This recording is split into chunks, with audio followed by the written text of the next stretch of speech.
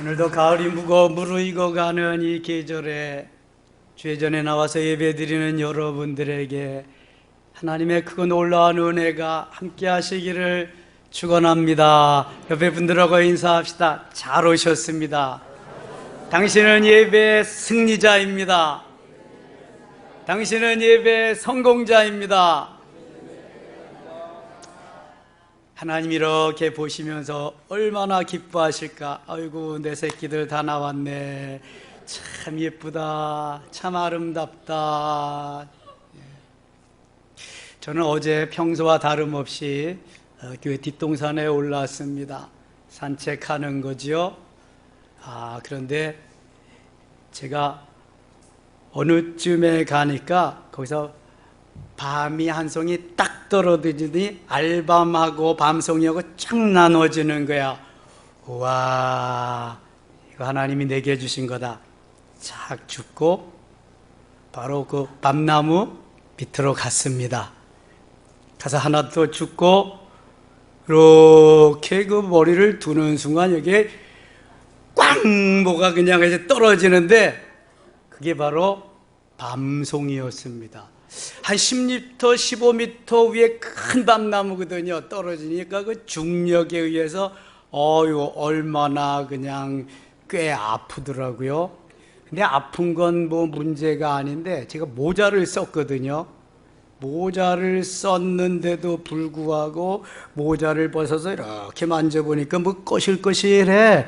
보니까 요 밤송이에 밤송이 가시가 여기에 심겨진 거야. 내 머리가 하나 둘씩 빠지더니 이제 튼튼한 머리를 심어주시나 보다. 그래도 이건 필요 없다 그래서 쭉 뽑아냈어요. 뽑아냈더니 또 여기 빨간 피가 거기 묻어 나오더라고. 얼마나 그게 세게 박혔는지. 모자를 썼는데도 그 정도니까요. 그래서 하나 깨달았습니다. 밤나무에 밤을 주스러 갈 때는 반드시 모자를 써라. 가죽 모자는 더 좋을 것이다. 철모를 쓰면 끄떡없을 것이다.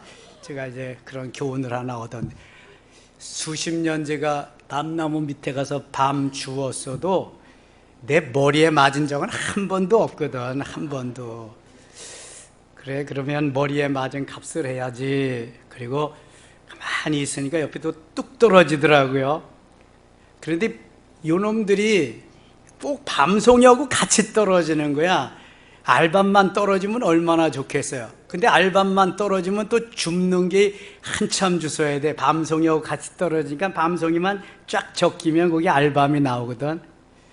그리고 또 조금 있으니까 뚝 떨어지고. 저는 그런 경험을 처음 해봐요. 그래서 하나님이 내게 자꾸 주시려나 보다. 그래서 거기다가 이제 진을 쳤어. 딱 치고 어디에 떨어지나 저기다 뚝 떨어지고, 조금 있다가 저기도 뚝 떨어지고. 한 3, 40분 정도 거기서 있는 동안에 한 30개 정도 주운 것 같아. 알밤만 얼마나 큰지. 와, 그렇죠?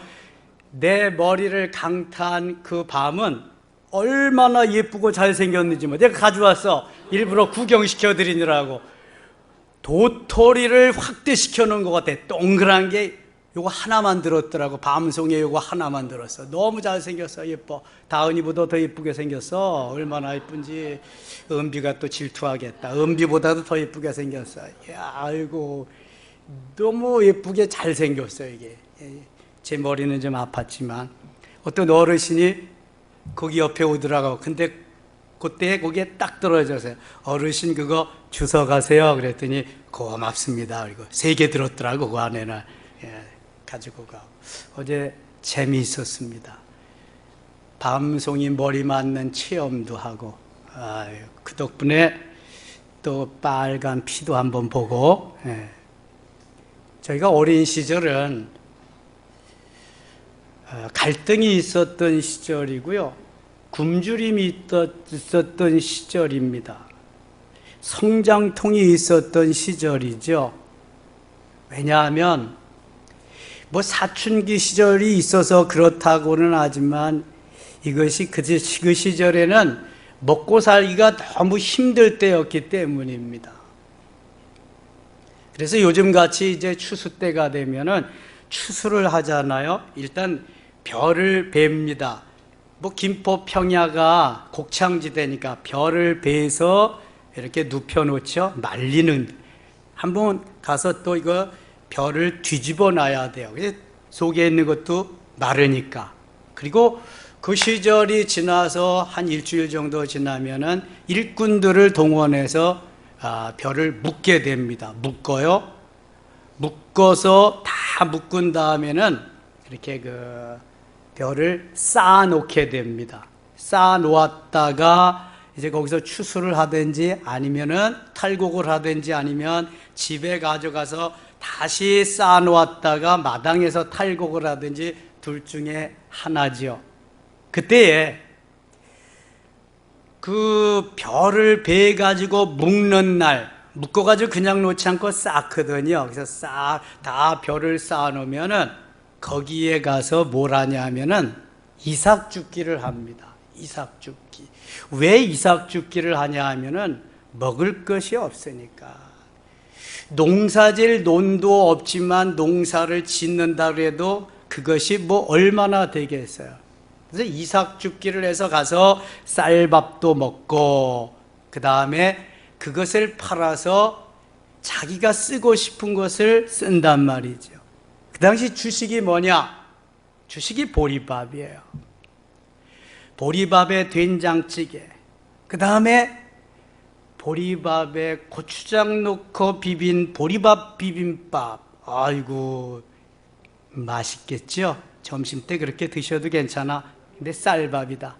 이 쌀밥을 한번 먹고 싶은데 언제쯤 먹을까? 추석 때, 명절 때는 쌀밥 먹어. 그냥 배가 터지도록 먹는 거지. 뭐 그냥 언제 또 먹냐. 평소에는 아버님 밥그릇은 분명히 쌀밥이야. 아무리 못 살아도 아버님 밥그릇은. 그러니까 어른을 아주 존중했던 시절이죠. 그리고 나머지 밥그릇은 다 보리밥이야. 다 보리밥. 야, 난 언제나 저 쌀밥 한번 먹어보냐. 하얀 쌀밥 한번 실컷 먹어보면 좋겠다.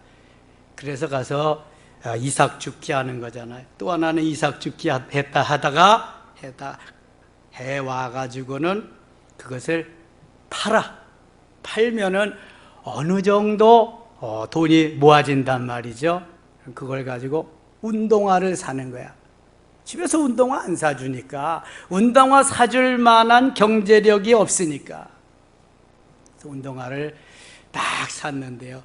그 기쁨은 여러분 자동차를 새로 제네시스를 뽑은 것보다 훨 좋아. 얼마나 좋은지 몰라. 운동화 하나 사다 놨는데 아파트 34평 사는 거 그 이상이야. 너무 좋아. 그래서 딱 사다가 놓고는 한번 신어보고는 아까워서 밖에 나가서 못 신는 거야. 다락에다 잘 모셔놓고 또 놀다가 들어와서 아이고 내 운동화님 잘 계신가 또 한 번 보고 한 번 보고 두 번 자꾸만 보는 거야. 자꾸만 보고. 언제 신냐 그럼? 소풍 갈 때 한 번 신고, 운동회 할 때 한 번 신고, 그리고 또 잘 모셔놨다가. 평소에는 뭐 신냐? 까만 고무신 신고 학교도 다녔다가 공을 차는데 볼을 차야 되는데 자꾸 신발이 벗어지잖아. 그러면은 끈으로 묶고 신발을 그럼 뭐 제대로 차지겠어요? 그것도 안 되면은 새끼로 묶어. 새끼가 뭔지 알아야 되는데. 예. 그래서 공을 차고 뜀박질을 하고 그러던 시절이 있었어요. 요즘같이 나이키, 캐리브록, 무슨 브랜드 있는 신발, 브랜드가 없어도 좋아. 길거리 패션도 좋고 그냥 누가 갖다 줘도 좋고 너무 좋은 거야. 그런 게 없어. 못 사니까. 너무 못 사니까. 이야, 그게 얼마나 아름다운 추억인지 몰라요. 자, 이삭죽기 가운데에 벼이삭은 그래도 재미있어. 뭐가 비전이 보이잖아. 이거 팔아가지고 운동화 산다 그러면 보리삭이나 밀리삭을 주면 그건 봄에 줍는 건데 재미가 없어. 팔아도 돈도 안 되고 그 다음에 찔러 자꾸만 그 보리술, 밀술 이렇게 찔러. 그래서 재미있는 이삭죽기는 땅콩 이삭죽기라든가, 땅콩은 이삭죽기 해가지고 탁 까가지고 먹을 수도 있잖아. 예? 그 다음에 또 더 재미있는 것은 고구마 이삭.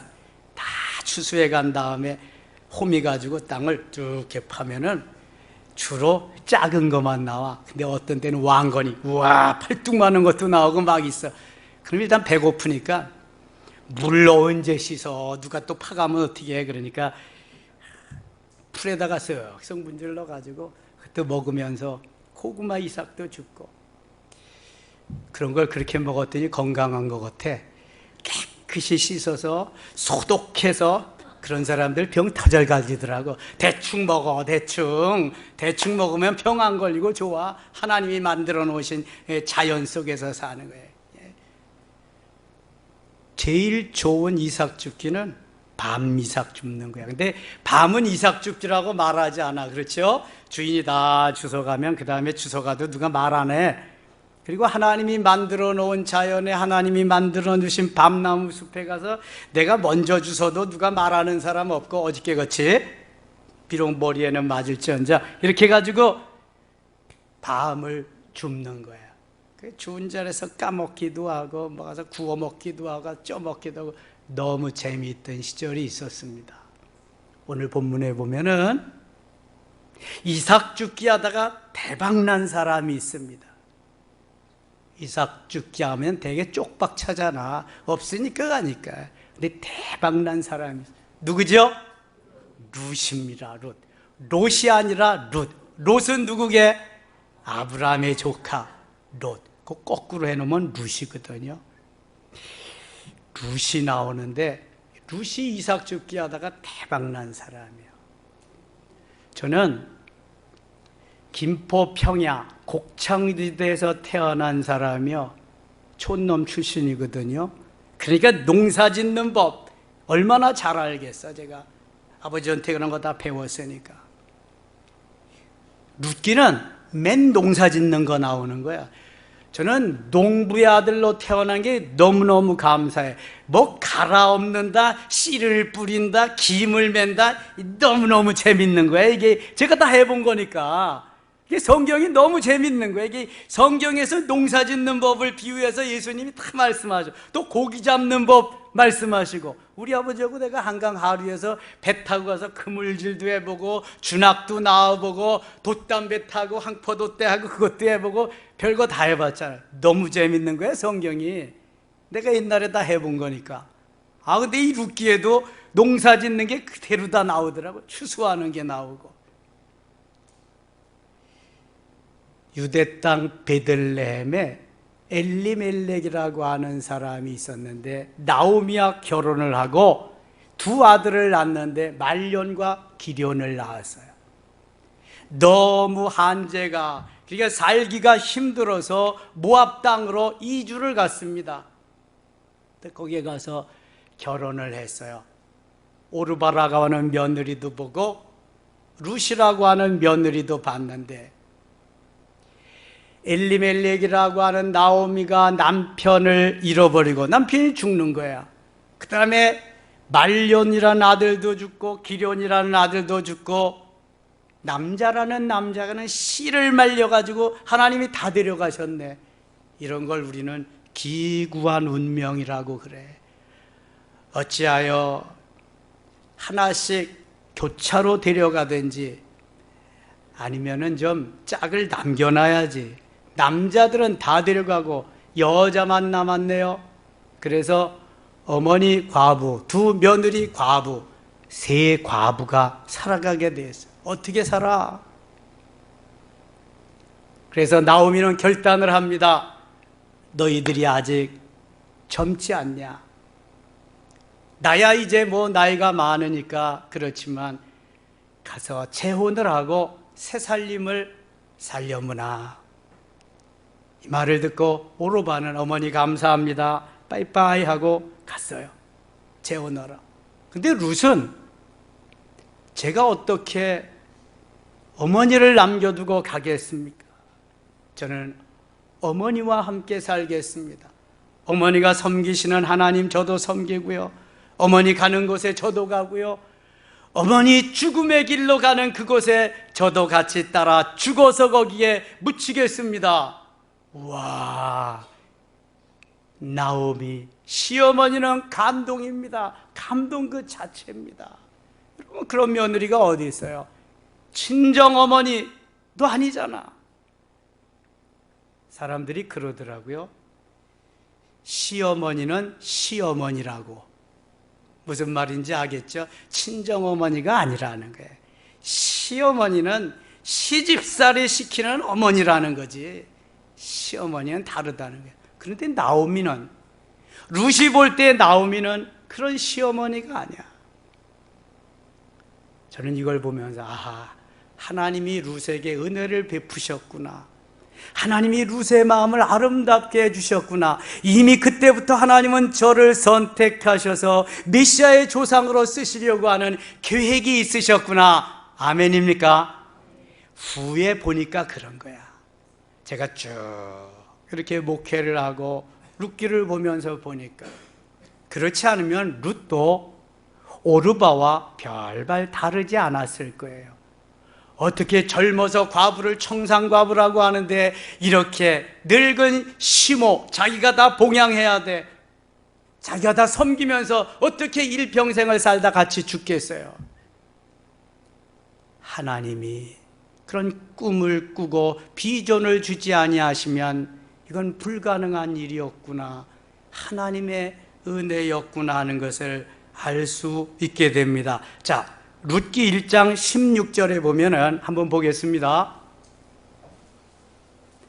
같이 한번 읽을까요? 룻이 이르되 내게 어머니를 떠나며 어머니를 따르지 말고 돌아가라 강권하지 마옵소서. 어머니께서 가시는 곳에 나도 가고 어머니께서 머무시는 곳에서 나도 머물겠나이다. 어머니의 백성이 나의 백성이 되고 어머니의 하나님이 나의 하나님이 되시리니. 아멘. 자, 이게 시어머니에게 말씀드리는 남편이 없는 룻의 고백입니다. 얼마나 그 마음이 아름답습니까? 어머니를 떠나며 어머니를 따르지 말고 돌아가라 강권하지 마옵소서. 너는 따로 가서 재혼해서 잘 살아라 그러지 말라는 거예요. 어머니께서 가시는 곳에 나도 가겠습니다. 어머니께서 머무시는 곳에 나도 머물겠습니다. 어머니 백성이 나의 백성이고 어머니의 하나님이 나의 어머니가 되시겠습니다 하면서 얼마나 이 나오미, 시어머니 나오미를 감동시키는지 몰라. 여러분, 이러한 문구, 이러한 구절 속에서 감동을 못 받으면 다른 곳에서 감동 받을 수가 없어요. 또 17절 보겠습니다. 17절 같이 읽어요.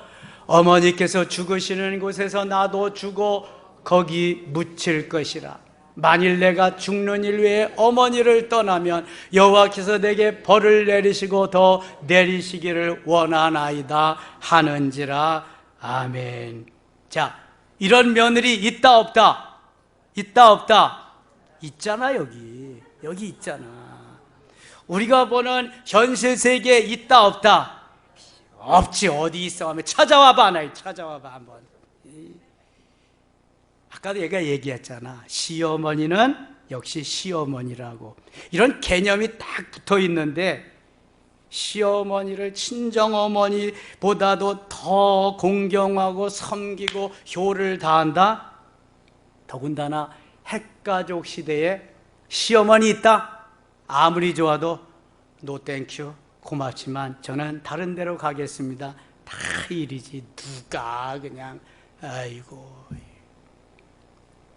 그러니까 룻은 다른 거야. 룻은 다른 사람과 다른 DNA를 하나님이 주셨는데 성령의 DNA를 딱 갖다 주셨어요. 이거 예수님 마음 아니면 이거 불가능한 것입니다. 아니 노인을, 나 혼자 살기도 벅찰 텐데 노인을 자기가 다 뒷바라지하고 일평생 다 모시겠다, 그때 죽음도 같이 가겠다, 이게 뭐 말이나 되는 거요? 근데 성경은 말 안 되는 걸 말되게 하는 게 성경이거든. 성경은 말 안 되는 것을 말되게 하는 것이다. 시작. 이게 성경이요. 말도 안 되는 고백을 지금 하는데 하나님은 이걸 얼마나 기뻐하시는지 몰라. 어머니께서 머무시는 곳에 자기도 머물겠다, 어머니가 죽는 곳에 자기도 거기 가서 죽겠다. 감동입니다. 다시 읽어봐도 다시 감동입니다. 룻, 자기로서는 젊었으니까 어디에 가서 재혼을 하든 삼혼을 하든 살 수 있지만 지금 나오미는 재혼도 삼혼도 할 수가 없어. 자기 혼자 몸 건사하기도 어려운 그러한 상황인데 며느리가 떠나지 않고 일평생 자기와 함께 하시겠다고 하니 얼마나 감동이죠. 감동 그 자체지요. 너무 감사하죠. 노인인 시어머니 나오미는 어떻게 홀로 살 수 있겠어요? 이 룻의 마음이 너무 예쁘지 않아요? 너무 고맙지 않습니까? 감사의 연속이지 않습니까? 오직 우리가 세대가 변하고 시대가 변하고 아무리 다른 사람들에게 손가락질을 당한다고 해도 내가 할 일을 제대로 하면서 부모 공경의 도리를 다하면서 하나님 기뻐하시는 삶을 산다고 한다면 하나님은 기억하고 계시면서 엄청난 것으로 우리에게 채워주실 줄 믿습니다. 요즘 젊은이들이 얼마나 부모님의 말씀을 순종하며 공경하고 살아가고 있나요? 얼마만큼 부모님들은 자녀들을 그러한 교육을 시키면서 선생님의 말씀을 잘 듣고 따르고 부모님의 말씀에 잘 순종하도록 교육을 하고 있나요? 이것은 쌍방의 문제입니다. 자녀의 문제만은 아닙니다. 같이 가야 할 숙제이기도 한 것입니다. 오직 행복하게 살 수 있는 길이 있다면 부모님의 말씀에 순종하고요, 하나님의 말씀에 절대적으로 순종하면서 내 뜻을 접고 말씀이 우선으로 말씀의 표대를 향하여 계속 전진하는 사람은 언제 어느 때 무슨 일이 있더라도 하나님이 살려주시고 먹여주시고 형통케 하시고 충만케 해주실 줄 믿습니다. 이러한 은혜가 있으시기를 축원합니다. 룻은 어머니께서 죽으시는 곳에 나도 죽겠습니다, 죽음도 어머니와 함께 하겠습니다, 그런 거예요. 지금 룻과 나오미는 친정어머니 사이다, 시어머니 사이다? 시어머니 사이야. 친정어머니하고도 이거 쉽지 않습니다. 생각해 보세요. 일평생을 내가 어머니 뒷바라지 다 하면서 끝까지 죽음의 길까지 같이 가겠습니다. 쉽지 않아요, 친정어머니. 근데 지금 어떤 관계다? 시어머니와 며느리 관계다. 시어머니와 며느리 관계. 가장 안 좋은 관계다. 근데 성경은 가장 안 좋은 관계를 가장 멋있는 관계로, 가장 모델적인 관계로, 가장 으뜸되는 관계로 표현해주고 이렇게 이루어가고 있는데 얼마나 멋있는지. 그래서 성경이야. 그래서 성경. 지금의 룻은 너무 젊습니다. 얼마든지 재혼을 해서 아름다운 가정을 이룰 수가 있음에도 불구하고 홀로이신 시어머니를 떠나지 않고 그 곁에서 죽음의 길까지 함께 가겠다는 거예요. 감동. 또다시 들어도 감동입니다. 제가 만일 시어머니일지라도 감동일 수밖에요, 하나님일지라도 감동일 수밖에 없습니다. 여러분, 주님의 얼굴에 미소 짓게 하고 주님의 마음을 감동시킨다면 노 프로블렘. 그 다음부터는 문제가 없습니다. 아골골짝을 지나도요, 어떠한 해가 올지라도요, 전혀 문제가 없습니다. 제가 어떤 문제에 있어서 비굴해지고 어떤 문제에 있어서 뭐 이상하게 하는 거 있어요? 저는 그런 거 없습니다. 이미 저는 중학교 2학년 때 죽음의 문턱을 지났기 때문에, 패스했기 때문에 아무런 문제가 없습니다. 그래서 생명 걸고 할 수 있는 거예요. 여러분 앞에 생명 걸고 말씀을 전할 수 있다니까요. 저는 언제 죽어도 좋은, 덤으로 살기 때문에, 보너스로 살고 있기 때문에. 룻은 나오미의 며느리가 된 것만 해도 감사한 거예요. 어머니를 어머니라고 부르면서 살 수 있는 것만 해도 너무 감지덕지, 너무 좋은 거예요. 하나님이 그 마음을 룻에게 입혀주셔서 룻이 이렇게 아름다운 멋있는 여인이 된 줄로 믿습니다. 하나님께서 사랑하시는 룻이란 말입니다. 나오미는 지금 딸보다도 더욱 사랑스러운 효부 룻을 위해서 신랑감을 찾아주기로 결심을 합니다. 그래, 내가 떠나서 재혼을 하지 않는다면 내가 일평생 너와 살 수 있는 것이 아니지 않냐. 너는 아직 젊었으니까 좋은 신랑감을 맞을 수 있다. 내가 나의 친족 중에서 가장 유력한 멋있는 신랑감을 찾아주겠다. 나오미는 시어머니로서 며느리의 중매장이로 나서기 시작했습니다. 그래서 룻과 함께 자기의 고향인 유대 땅 베들레헴으로 돌아와서는 자기의 남편인 엘리멜렉의 친족 중에 보아스를 소개시켜 줍니다.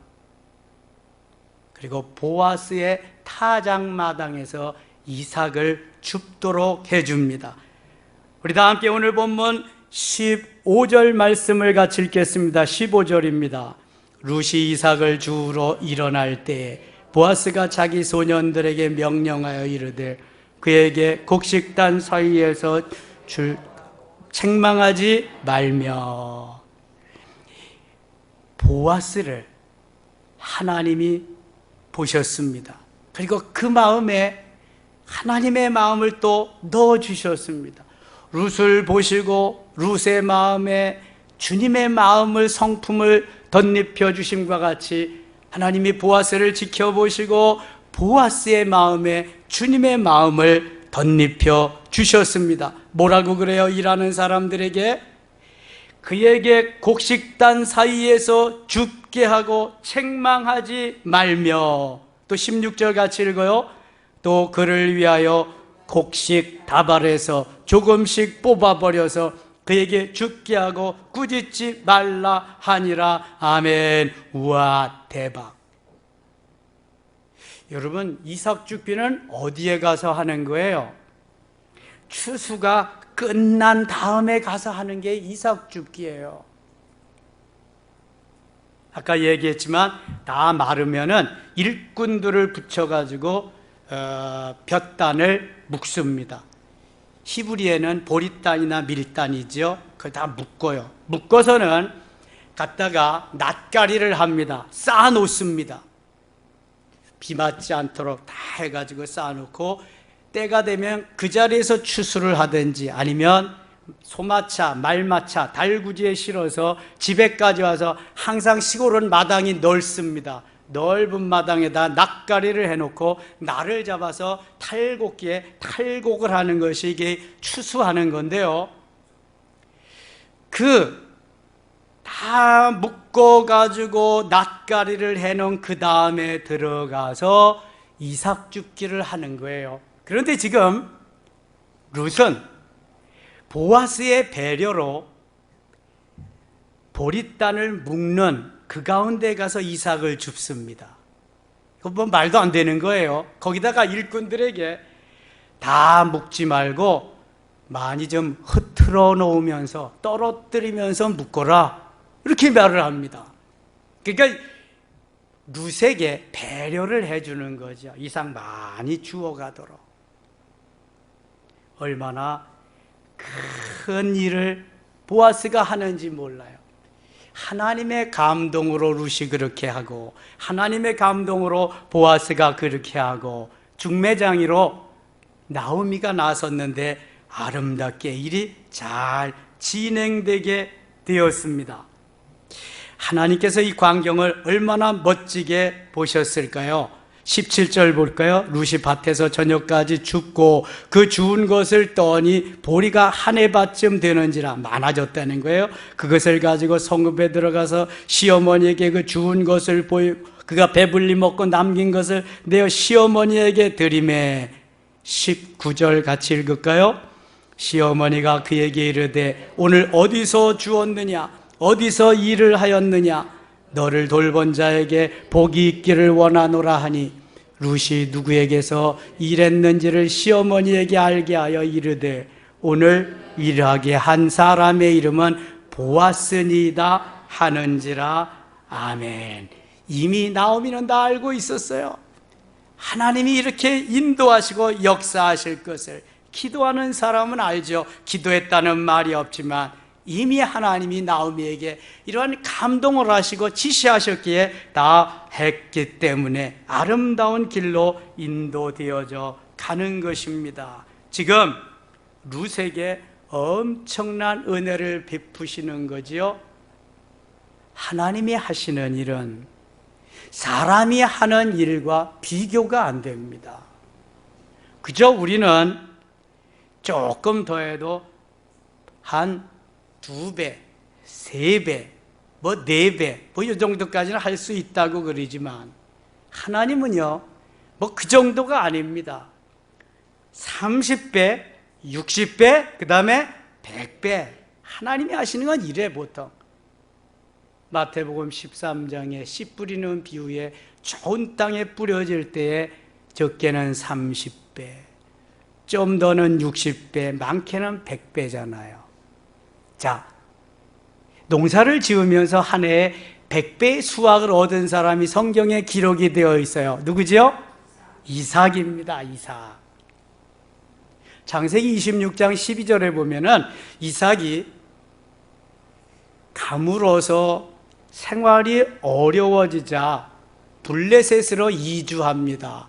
거기에 가서 농사를 짓는데 한 해에 100년 농사를 짓게 됩니다. 한 해 농사 졌는데 100년 동안 농사 짓 것을 다 이삭에게 주었단 말입니다. 얼마나 큰 은혜요. 와, 대박. 이럴 때 대박을 쓰는 거야. 여러분, 하나님은 결코 쪽박나게 하시는 분이 아닙니다. 대박 중에서 대박나게 하시는 분인데 어떤 사람에게? 순종하는 자에게 이유를 걸고 합리화를 시키고 왜 이래서 그랬잖아요. 너는 틀려먹었어. 벌써 마음가짐이 틀려먹었어. 신앙의 자세가 글러먹었어. 복받을 생각을 하지 마세요. 내가 하나님 앞에 어떻게 임하느냐, 어떻게 서느냐, 이게 대단히 중요한 것입니다. 지금 룻이 시어머니하고 함께 끝까지 죽을 때까지 살 위치냐고, 그런 포지션이냐고, 세상적으로 볼 때, 일반적으로 볼 때 아니잖아요. 그럼에도 그 길을 선택해서 하나님이 기뻐하시는 것이기 때문에 하나님이 무조건적으로 강권적으로 붙잡아서 하나님이 하시는 거예요. 나오미의 그 마음이 하나님의 마음이요. 하나님이 중매장이가 되어서 보아스와 룻을 연결시켜주는 모습을 보세요. 나오미는 보아스의 마음이 어느 정도 정해진 것으로 믿고 룻에게 지금부터는 신부단장을 시킵니다. 너 이삭 줍는 거 이제 안 해도 괜찮아? 신랑을 맞을 준비를 해라. 시집갈 준비를 해라. 신부단장을 시켜줍니다. 룻에게 보아스의 숙소까지 가서 그 발치에서 너는 잠을 자거라. 숙소라야 텐트입니다. 룻기 3장 5절에 보면은 한번 보겠습니다. 같이 읽어요. 룻이 시어머니에게 이르되 어머니의 말씀대로 내가 다 행하리이다 하니라. 아멘.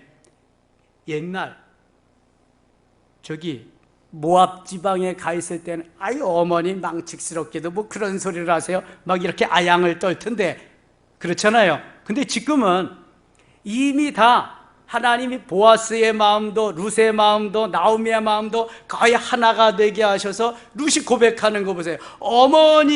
어머니의 말씀대로 내가 다 행하리이다. 내가 보아스를 하나님이 주신 신랑 남편으로 알고 그 발치에 가서 내가 잠을 청하겠습니다. 그런 거예요. 순종하겠습니다. 그런 거예요. 그때 보아스는 이미 나이가 많은 상태였어요. 룻은 젊은 여인이었어요.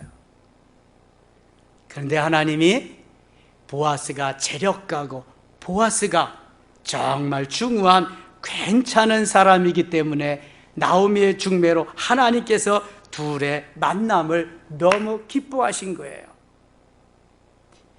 드디어 나오미가 중매쟁이가 되어서 아름다운 커플이 탄생하게 됩니다. 우리 다 함께 룻기 4장 13절을 봅니다. 13절 같이 읽어요. 이에 보아스가 룻을 맞이하여 아내로 삼고 그에게 들어갔다가 여호와께서 그에게 임신하게 하심으로 그가 아들을 낳은지라. 아멘.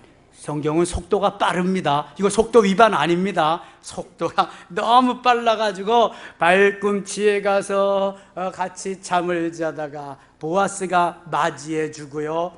그 다음에 함께 부부의 연을 맺고 하나님이 주례해 주시고 보아스와 룻이 신랑 보아스 군과 신부 룻 양의 결혼식을 시작하겠습니다.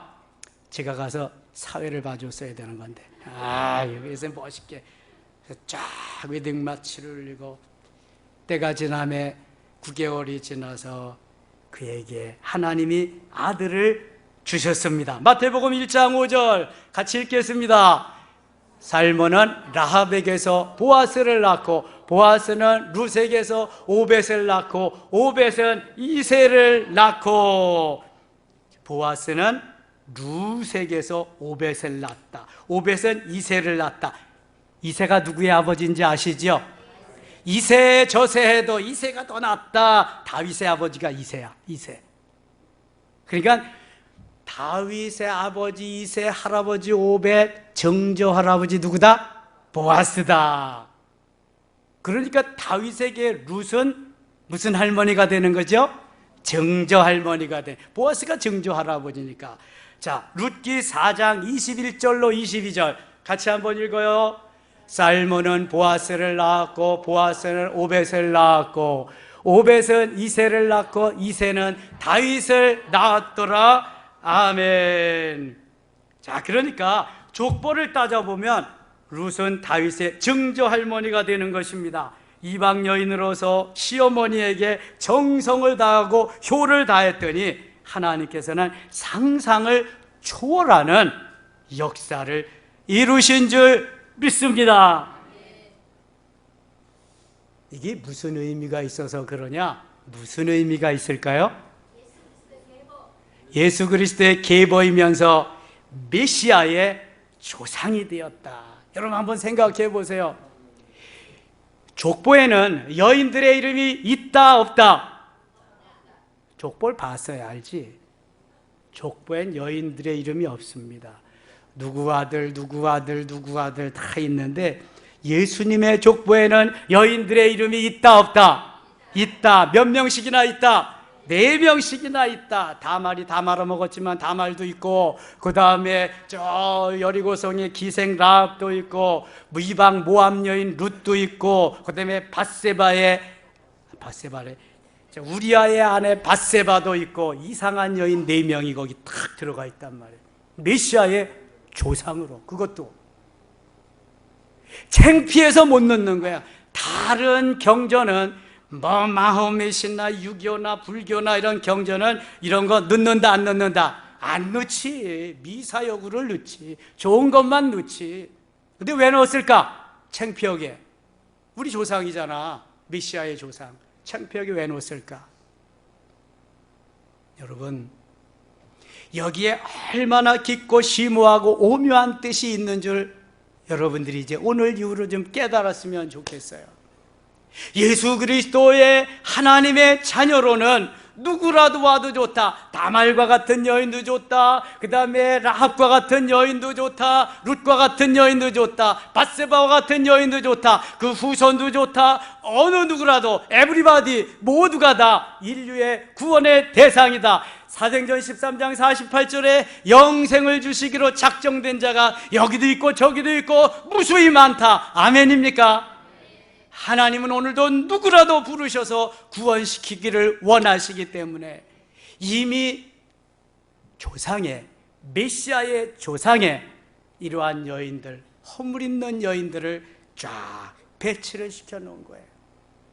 그래서 오늘날 나 같은 사람도 예수 믿었잖아. 너 같은 사람도 예수 믿고 그 같은 사람도 예수 믿고 누구든지 예수 믿고 하나님의 자녀가 된 줄로 믿습니다. 사랑하는 섬김의 가족 여러분, 룻은 이방 여인입니다. 룻은 남편을 잃은 여인입니다. 룻은 과부입니다. 룻은 기구한 운명의 여인입니다. 룻은 먹을 것이 없어서 이삭 죽기 하던 여인이었습니다. 변방의 여인이었습니다. 손가락질당하는 여인이었습니다. 그러나 시부모님을 잘 공경한, 좀 더 디테일하게 시모님을 잘 공경함으로 하나님의 눈길이 룻에게 머무셨습니다. 그리고 하나님의 눈길이 머무는 순간 하나님은 룻을 통해서 감동하십니다. 그리고 룻에게 복을 주시기로, 축복하시기로 작정을 하십니다. 생각해 보셨나요? 나도 룻과 같이 한번 살아보리라.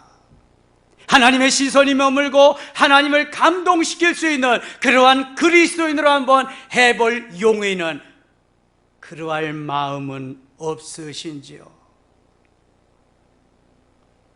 하나님의 말씀에 순종했더니 이삭이 변하여 알맹이가 됩니다.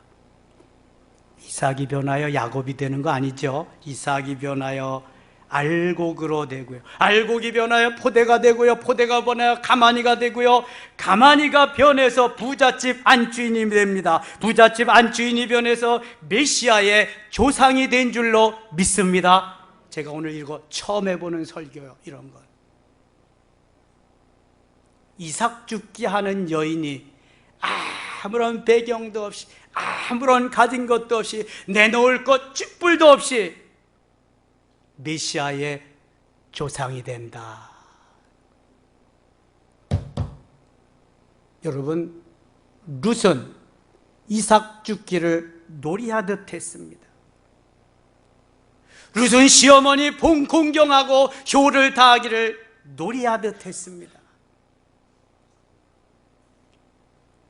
아이고, 시자만 들어가도 내가 정내미가 떨어진다, 시자만 들어가도 이가 갈린다, 이게 아니라 시자가 들어가든 시시자가 들어가든 놀이하듯, 룻은 놀이하듯 너무 재밌게 살았다.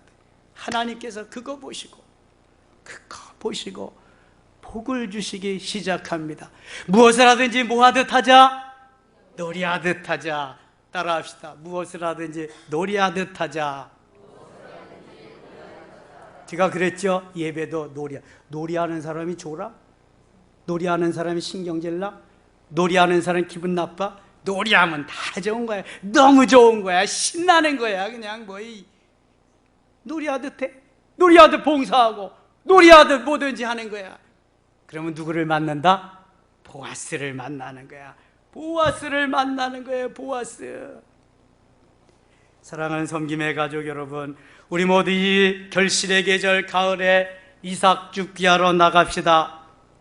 젊은이들은 고구마 전도하러 나간다고 합니다. 전도팀들은 뻥튀기 기계를 가지고 뻥튀기 전도하러 나간다고 합니다. 어떤 분은 사탕을 가지고 사탕 전도로, 어떤 분은 볼펜을 가지고 볼펜 전도로, 이거저거 어떤 방법으로 하시든지 괜찮아요.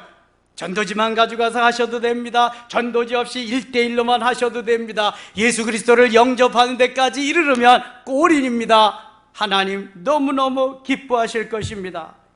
고구마 전도든 뻥튀기 전도든 사탕 전도든 볼펜 전도든 누구든지 모두 다 이삭 죽기하러 나갑시다. 사도행전 13장 48절에 영생을 주시기로 작정된 자는 다 믿더라, 다 믿더라. 할렐루야. 이삭 죽기 하다 보면은 보아스를 만나게 됩니다. 여성들이여 보아스를 만나시기를 축원합니다. 남성들이여 룻을 만나시기를 축원합니다. 아니, 목사님 이상한 말씀하시는데 우리 다 짝이 있어요. 알아 다 안다고. 그런데 영적으로 예수님을 깊이 만나는 것이 보아스를 만나는 것인 줄 믿습니다. 영적으로 깊이 만나는 것이 룻을 만나는 건 줄 믿습니다. 예수님을 이 가을의 이 결실의 가절에 깊이 만나시기를 축원합니다. 보아스를 만날 수 있어.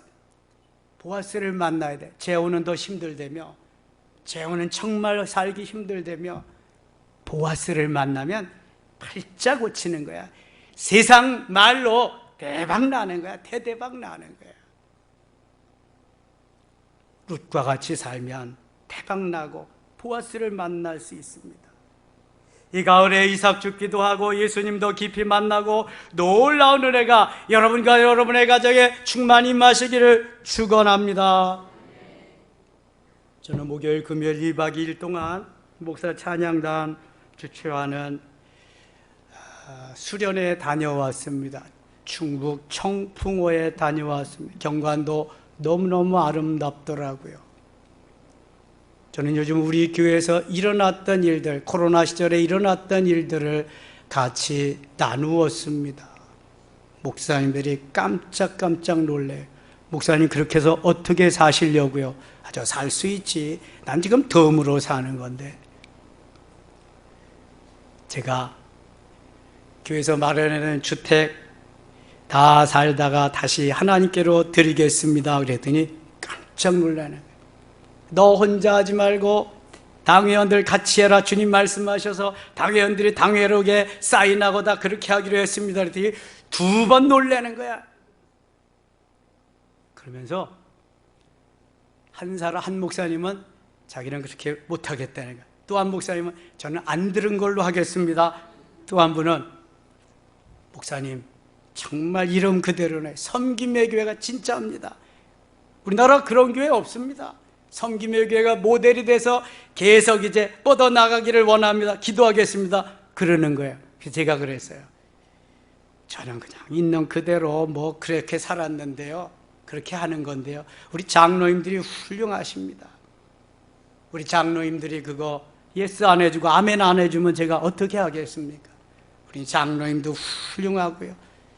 성도들이 모두 다 아름답고 멋있습니다. 아니오가 없습니다. 다 훌륭합니다. 그랬더니 역시 목사님이 다 훈련을 잘 시킨 그러한 덕분입니다. 그러더라고요. 여러분, 하나님 기뻐하는 삶을 살면은요, 보아스 만나게 하십니다. 룻 만나게 하십니다. 기억도 안 하고 계획도 안 했던 일들을 하나님이 막 주십니다. 막 주십니다. 제가 김포 촌놈이잖아요. 김포 평야에서 자라나서 이삭 죽기 하다가 대박난 사람입니다. 그래서 여러분 만났죠? 전국을 다니고 세계를 다니면서 복음 전하고 지금 여러분과 같이 말씀 전하고 누가 그렇게 하겠습니까? 하나님이 해줘. 하나님. 저는 그래서 아까울 것도 없고요. 저는요 그저 그냥 하나님의 은혜가 살아있음에 감사하며 오늘도 주의 일 할 수 있음에 감사하며 설교할 수 있음에 감사하며 여러분들 도와줄 수 있는 멘토할 수 있음에 감사하며 너무너무 감사. 제가 그런 목사님 밑에서 멘티로 자랐거든요. 그런데 그 목사님도 마지막 이건 못하셨어. 뭘 못하셨냐? 그 목사님이 신유의 은사가 강하게 나타나기 때문에 어떤 집사님이 치유함을 받고 집을 한 채 사주셨어. 놀라지도 않네. 집을 한 채 사주셨다니까. 근데 그 목사님 3남매를 뒀는데 맏딸, 둘째 딸, 딸, 그 다음에 셋째 아들, 4남매네. 셋째 아들, 넷째 아들, 딸, 아들. 그런데 셋째 아들이 뇌성마비 환자야. 뇌성마비. 얼마나 마음이 아프겠어요. 뭐 한 20여 세까지는 우리 같이 살았지, 같이. 근데 그 다음부터는 보호시설에 옮겼는데요. 목사님 그러시는 거야. 그거 하나님이 내게 해주셨는데 내 아들 몫으로 그 집은 해놓았다고 하루 말씀하시더라고. 나머지는 다 하나님 앞에 드리는 그런 거는 제가 못 들었어. 야, 하나님이 얼마나 기뻐하실까. 우리의 삶이 아름답게 마무리되면서 하나님을 감동시키는 그러한 삶으로 내 인생이 마무리된다면 얼마나 기뻐하실까. 사랑하는 섬김의 가족 여러분, 우리 모두 보아스가 됩시다. 때로는 나오미가 되고 때로는 룻이 되는데 남자들은 무조건 보아스가 되시기를 축원합니다. 여인들은 룻이 되기를 축원합니다. 따라합시다. 이삭 죽기 하러 가자. 이삭 죽기 하다가 대박 나자. 옆에 분들하고 인사합시다. 이삭 죽기 하다가 대박 납시다. 뭐 하자는 얘기다. 이삭 죽기는 뭐 하자는 얘기다. 다 잊어버렸어 벌써. 논에 가서 이삭 죽기 하라는 게 아니라 이 가을에 잃어버린 영혼들 이삭 죽기 전도하러 가자는 거예요. 코로나 시절에 잃어버린 영혼들, 지금 수많은 잃어버린 영혼들 이삭 죽기 하고 오면은 반드시 그 가운데 보아스도 만나고 룻도 만날 수 있을 줄 믿습니다. 이러한 은혜가 있기를 축원합니다. 하나님 아버지 은혜를 감사합니다. 우리 모두 보아스가 되게 하시고 모두 룻이 되게 하여 주옵소서. 이 결실의 계절 가을에 이삭 죽기 하다가 대박나는 룻과 같이 되게 하여 주시옵소서. 예수님의 이름으로 기도드리옵나이다. 아멘.